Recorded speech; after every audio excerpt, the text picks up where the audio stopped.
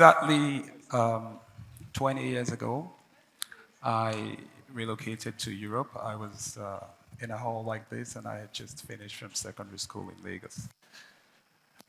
Upon arriving in Europe and observing certain things about their culture, I did realize that the only country that spoke English were countries from the United Kingdom.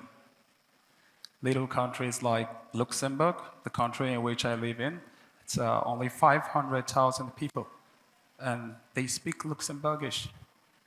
Every other country you go to, little countries like Latvia, Estonia, you name it, they all speak their language.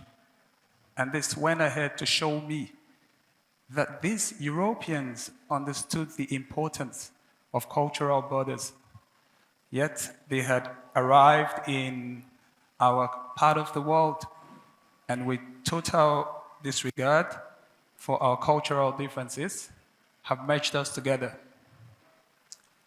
Now, the question is, what happens when a people abandon the knowledge system that sustained them for generations? And the answer is very clear. Economic decline. Today, I am here to tell you that while we often blame poor leadership and corruption, the true root cause is the abandonment of our culture and religion. Our ancestors, for a very long time, they thrived with the innovation, plant-based medicines, sustainable farming, and ecological stewardship. These were not mere beliefs. They were industries ahead of their time. I'm not going to spend time regurgitating information that you could find on the internet, but I would like to encourage you to investigate by yourself and get some information about the cultural impact, actually, so the economic impact, sorry, of our cultural abandonment. I'll take you on a journey towards memory lane with the hope of reigniting in you the knowledge of our ancestors prior to now. When the world was young and the sun's embrace was the only clock we knew, we walked with the earth, our feet sinking into its fertile soil, surrounded by forest, guided by whispers from the spirits of our ancestors. Beneath the vast skies, we found divinity, not in temples built by men, but in the pulse of the universe itself. This was our rhythm. This was our faith, African traditional religion, the original song of our people. But then came the storm, a tempest of foreign tongues and foreign gods. They said that the soil we cherished was barren, and the spirits with whom we danced were shadows.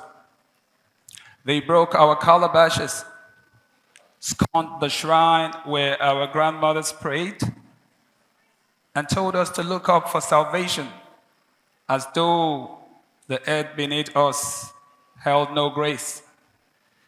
Yet here we stand, we children of resilience, keepers of the flame, though silenced. The drumbeat never stopped.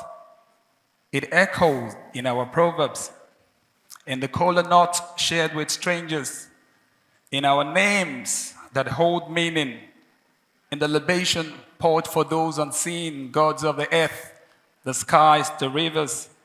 They are not gone. They wait. They wait for us to remember. Have you ever heard the rustles of leaves and felt that it was a greeting? Have you stood by the waters and known, not believed, that they were alive and listening? This is not superstition. It is connection. It is the wisdom of a people who understood that humanity only thrives when it dances in harmony with nature. This is not a call to reject or erase, but to embrace, for even as we have grown and adapted, we have lost balance, chasing the gods of others while neglecting the guardians of our own soil.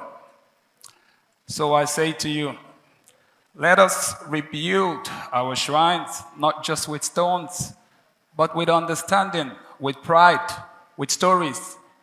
Let us find the drumbeat once more and carry it into the future. For in the rhythm of the drum and the embrace of the earth, we find not just our past, but our purpose. And perhaps in remembering who we are, we might become that which we are meant to be. Thank you.